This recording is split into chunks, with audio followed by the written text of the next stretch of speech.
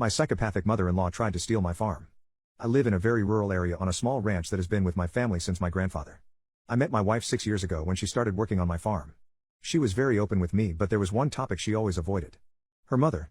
The professor, as she called her, worked in a college teaching a class I most likely would never attend. Her father was, as wife described, a weak man that does what the professor demands. Some of the things the wife described the professor in doing sounded absurd and borderline insane.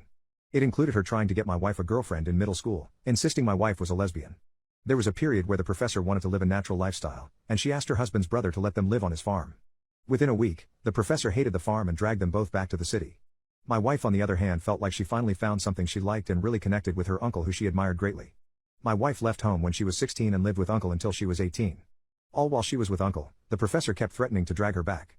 She never did. After wife turned 18, she went to school and received a 4-year degree and tried to work an office job, but found it unfulfilling. She started to take the bus and work odd jobs in rural areas, looking for something that fit what she was looking for. That was when our paths crossed.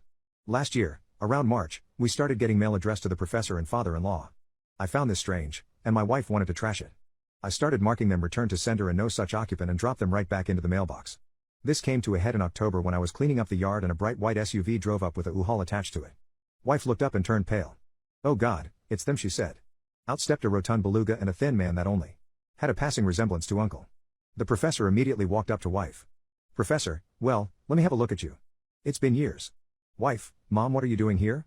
Professor: "The university is doing virtual classes. We figured we can self-isolate at our ranch."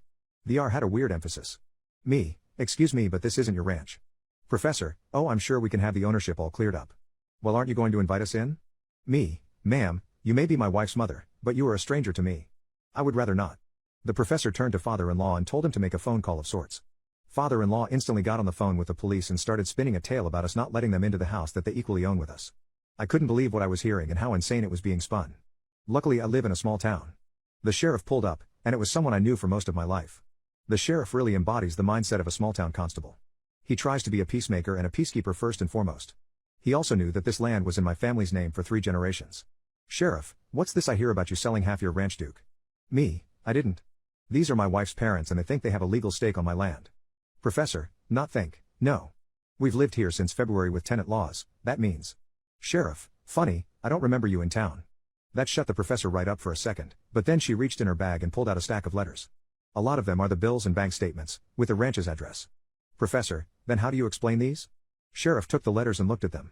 Sheriff: "Ma'am, these are all marked return to sender." The professor turned desperate. Professor: "Please. I haven't seen my daughter in years. I just want to make sure she's okay. Surely you can see that he is controlling her every move." Sheriff rolled his eyes and walked over to talk to wife and I again. The sheriff likes to solve problems between people. And he hasn't encountered this level of crazy before. Sheriff: "You might just want to invite them in for coffee. Talk for a few minutes." Wife: "They are your parents." Wife: "If you leave them here, you will just have to come back in 5 minutes to handle an assault."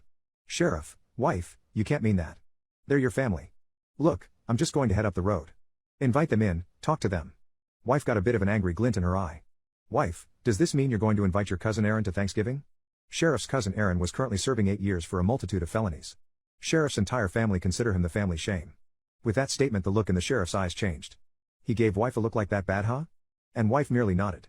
Sheriff turned back to the professor and father-in-law. Sheriff: "All right, they don't want you here. Best you two not come back." The two protested briefly, but then piled back into the SUV and drove off, with the sheriff trailing right behind to make sure they were completely off the property. This was the first time I met the professor and father-in-law, but it definitely stuck with me.